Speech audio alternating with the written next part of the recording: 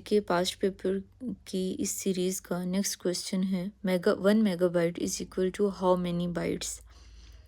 اب ہم جانتے ہیں کہ 1 MB میں 1024 KBs ہوتے ہیں، تو پھر اس میں بائٹس کتنے ہوں گے؟ اس کے لیے ہمیں دیکھنا پڑے گا کہ 1 KB میں کتنے بائٹ ہوتے ہیں. 1 KB میں بیکاز 1024 بائٹ ہوتے ہیں، تو اس لحاظ سے جب ہم 1024 کو 1024 سے ملٹیپلائی کر دیں گے تو ہمارے پاس 1 MB میں جتنے بائٹس ہوتے ہیں وہ آنسر آ جائے گا، وچ از 1,48,576 bites. In other words round about 1 lakh کے یہ بائٹس 1 MB میں موجود ہوتے ہیں. 1,48,576. ٹھیک ہے، اتنے بائٹس 1 MB میں موجود ہوتے ہیں. ٹھیک ہے، اس میں آپ نے یہ ذہن میں رکھنا ہے کہ راؤنڈ اباؤٹ 1 لاکھ بائٹس ہیں 1 MB میں. 1 GB میں 1024 MBs ہوتے ہیں اینڈ 1 TB میں 1024 GBs ہوتے ہیں. اور اوبویسلی اس لحاظ سے دیکھیں تو GB is a larger unit as compared to MB. اور بائنڈری سسٹم جو ہے وہ 0 اور 1 پہ بیس کرتا ہوا سسٹم ہے. When did Yasir Arafat died؟ Yasir Arafat کی ڈیتھ کب ہوئی؟ ان کی ڈیتھ ہوئی جی 2004 میں. 11 نومبر 2004 میں یاسر عرفات کی ڈیتھ ہوئی. یہ تھے کون؟ یہ PLO کے چیئرمین تھے. PLO stands for Palestine Liberation Organization. First president یہ تھے پیلسٹینین اتھارٹی کے، اور انہیں نوبیل پیس پرائز دیا گیا تھا 1994 میں. اچھا، یہ ان کی تھوڑی بریک تھرو ہوئے تھے ان کے ٹائم پہ، تھوڑی بات چیت ہوئی تھی اسرائیلی پریزیڈنٹس کے ساتھ یاسر عرفات کے ٹائم پیریڈ میں. اور یہ اگر ہم اس ٹائم کے باقی جو دیکھیں امپورٹنٹ فگرز، نیلسن مینڈیلا کی بات کر لیں تو وہ بھی، انہیں بھی 1994 میں ہی نوبیل پیس پرائز دیا گیا تھا نیلسن مینڈیلا کو. اور نیلسن مینڈیلا کی ڈیتھ کب ہوئی؟ 2013 میں. آن دا کنٹریری ہمارے پاس جو یاسر عرفات تھے ان کی ڈیتھ 11 نومبر 2004 کو ہو گئی تھی ان کی ڈیتھ. اس کے علاوہ اس ٹائم کے ایک اور جو بڑی امپورٹنٹ فگر ہیں وہ ہیں انور سادات، جو کہ پریزیڈنٹ تھے ایجپٹ کے، جنہوں نے ابراہیم اکارڈ میں بہت بڑا رول پلے کیا تھا اور انہوں نے ریکگنائز کیا تھا اسرائیل کو. ان کو اسیسینیٹ کر دیا گیا 1981 میں. اس کے علاوہ یاسر عرفات کا بھی ہم نے ڈسکس کر لیا کہ یہ PLO کے لیڈر تھے، ہیڈ تھے، اس کے فرسٹ پریزیڈنٹ تھے. اور اوسلو اکارڈس کب ہوئی؟ اوسلو اکارڈس 1993 میں ہوئی. یہ بھی اسرائیل اور آئی گیس یہ اگر میں مکس نہیں کر رہی ہوں تو یہ اسرائیل اور فلسطینین اتھارٹی کے درمیان یہ اکارڈس ہوئی تھی. What is meant by witty culture? Witty culture سے کیا مراد ہے؟ یہ کلٹیویشن آف گریپس کو وٹی کلچر ہم کہتے ہیں. اور اس میں وائن پروڈکشن سے ریلیٹڈ جتنی بھی ایکٹیویٹیز وغیرہ ہوتی ہیں وہ بھی ہم اسی میں دیکھتے ہیں. ہارٹی کلچر فروٹس اور ویجیٹیبلس کی اسٹڈی کو کہتے ہیں. فلوری کلچر فلاورس کی اسٹڈی کو کہتے ہیں. سیری کلچر سلک کی اسٹڈی کو کہتے ہیں. پسی کلچر جو ہے وہ فش کی اسٹڈیز کو کہتے ہیں. ٹھیک ہے، مچھلیوں کی اسٹڈیز کو ہم پسی کلچر کہتے ہیں. ایپی کلچر بی کیپنگ سے ریلیٹڈ جتنی بھی ایکٹیویٹیز ہوتی ہیں ان کو ہم ایپی کلچر کے نام سے جانتے ہیں.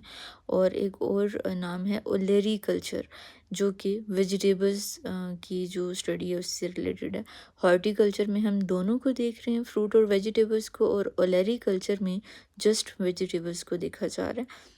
The largest ethnic group not having a separate state. کون سا ایسا گروپ ہے ایتھنک گروپ جس کے پاس اپنی اسٹیٹ موجود نہیں ہے؟ کردز کے بارے میں یہ کہا جاتا ہے کہ یہ اسٹیٹ لیس اینٹیٹیز ہیں اور یہ بہت بڑا ایتھنک گروپ ہے. ان کی پاپولیشن تقریباً 30 سے 35 ملین ہے، اس کے باوجود ان کی اپنی اسٹیٹ نہیں ہے. یہ کہاں کہاں پہ یہ موجود ہیں کردز؟ ترکی میں، ترکی یہ جو اب اس کا ریسنٹ نیم ہے، عراق، ایران اور سیریا، یہاں پہ ان کی پریزنس ہے۔ اور اس کے علاوہ اگر ہم پیلسٹائن کی بات کر لیں ریلیٹڈ اس کے کمپیریزن میں، تو پارشلی ریکگنائز اسٹیٹ ہے۔ ابھی ان ریسنٹ ڈیز میں آپ نے دیکھا کہ کافی ڈفرینٹ کنٹریز نے پیلسٹائن کو ریکگنائز کیا۔ روہنگیا بھی اسی طرح سے اسٹیٹ لیس اینٹیٹیز ہیں، جیسے کرڈز ہیں، وہ میانمار میں جو ان کی پریزنس ہے وہ اس جگہ پہ، اور وہ پھر وہاں سے کچھ بنگلہ دیش میں چلے جاتے ہیں جب ان کے اوپر وہ ظلم و ستم وغیرہ ہوتے ہیں اینڈ آل دیٹ۔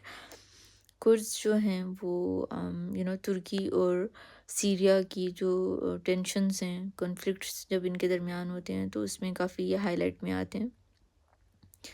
کرڈز کی جو میجورٹی ہے وہ کردستان ریجن میں ہے، اور اس کے علاوہ یہ ہم نے پہلے ڈسکس کر لیا کہ روہنگیا جو ہے وہ میانمار کا جو ہے وہاں میانمار سے بلونگ کرتے ہیں۔ روہنگین مسلمس جو ہیں وہ میانمار سے بلونگ کرتے ہیں۔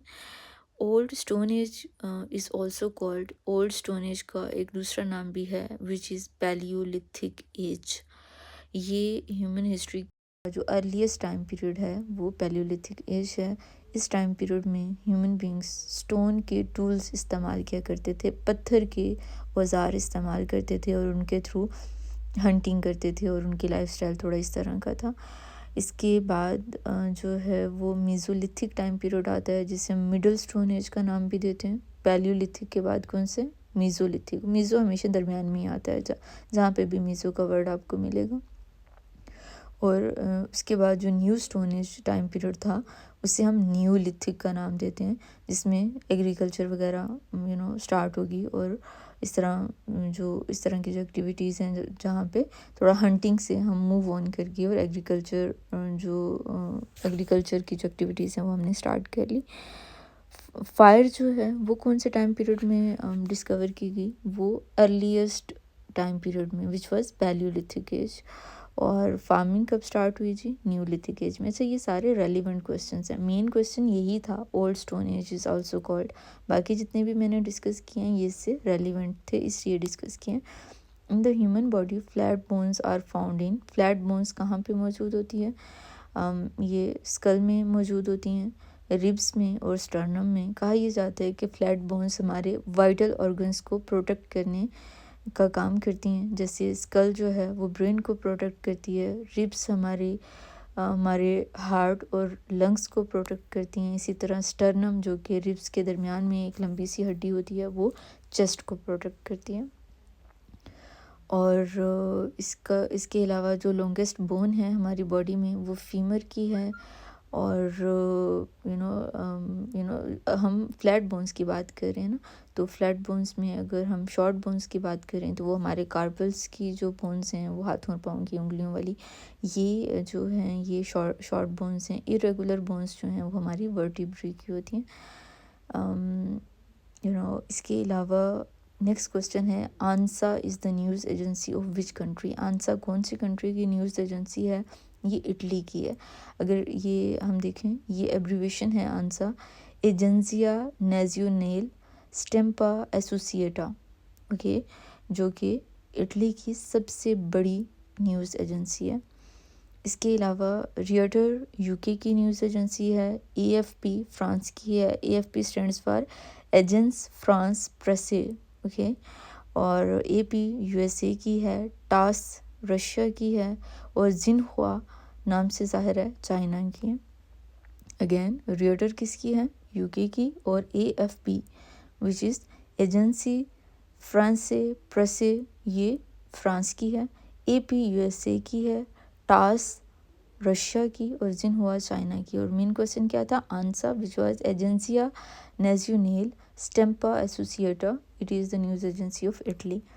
Horn of Africa includes which countries? Horn of Africa میں کون کون سی کنٹریز آتے ہیں؟ اس میں صومالیہ، ایتھوپیا، ایریٹریا اور جبوتی، ٹھیک ہے، یہ 4 کنٹریز ہیں جو کہ ہارن آف افریقہ میں آتے ہیں۔ اور اسے ہارن آف افریقہ کہا کیوں جاتا ہے؟ کیونکہ یہ ایک ہارن کی شیپ کا جو یہ پیننسولا ہے جو کہ انڈین اوشین میں آگے کو ایکسٹینڈ ہوا ہے، ٹھیک ہے، جیسے وہ سینگ ہوتا ہے نا، اس طرح کا سینگ ٹائپ ایک یہ اپینڈیج ہے جو کہ انڈین اوشین میں تھوڑی سی آگے کو ایکسٹینڈ ہوئی ہے۔ اس کے علاوہ یہ جو اس کا اگر ہم کمپیریزن کرتے ہیں تو ساحل ریجن ہے وہ افریقہ کا سیمی ایرڈ بیلٹ ہے. مغرب جو ریجن ہے وہ نارتھ ویسٹ افریقہ میں موجود ہے.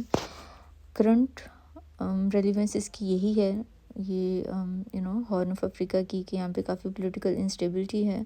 اور اس کے علاوہ ریڈ سی کے ٹریڈ روٹس کے حوالے سے دیکھا جائے یا ایتھوپیا صومالیہ کی آپس میں ٹینشنز کافی ہیں. ایتھوپیا کے بارے میں یہ بھی کہا جاتا ہے کہ اب ایتھوپیا جو ہے یہ لینڈ لاکڈ سمجھا جاتا ہے. اس سے پہلے ایتھوپیا لینڈ لاکڈ نہیں سمجھا جاتا تھا. یہ بالکل برج پہ موجود تھا, اس کے بالکل ورش پہ تھا انڈین اوشن کے. لیکن لیٹر آن ایریٹریا نے انڈیپینڈنس حاصل کر لی, جس کی وجہ سے اب ایتھوپیا کو لینڈ لاکڈ سمجھا جاتا ہے. اور جبوتی جو ہے وہ بالکل ایتھوپیا سے تھوڑا سا آگے کر کے ایک پاس ہے جو کہ ریڈ سی کو ملاتا ہے انڈین اوشن کے ساتھ. وہاں پہ جبوتی موجود ہے اور اس پاس کو ہم نام دیتے ہیں باب المندب کا. Which city is called the city of 7 hills. 7 hills کون سی سٹی کو ہم نام دیتے ہیں؟ روم کو ہم 7 ہلز کہتے ہیں. کیوں ایسا کہا جاتا ہے؟ کیونکہ یہ 7 ہلز تھی جس کے اوپر یہ بنایا گیا. یہ اگر اس سے ریلیونٹ ہم کوشچنس دیکھیں تو سٹی آف لائٹ پیرس کو کہا جاتا ہے. ایٹرنل سٹی بھی روم کو ہی کہا جاتا ہے. جیسے 7 ہلز بھی روم کو ہم کہہ رہے تھے, ایٹرنل سٹی بھی روم کو ہی کہیں گے. سٹی آف کینالز وینس کو کہا جاتا ہے. اس کے علاوہ اٹلی کا کیپٹل کیا ہے؟ روم ہے. اور جو ویٹیکن سٹی جس کے بارے میں ہم نے ڈسکس کیا تھا کہ سب سے چھوٹا جو کنٹری ہے ایریا وائز وہ ویٹیکن سٹی ہے, وہ بھی روم کے اندر ہی موجود ہے. تو that's it for this video. باقی جو نیکسٹ کوسچن ہے وہ انشاءاللہ ہم اگلی ویڈیو میں ڈسکس کریں گے.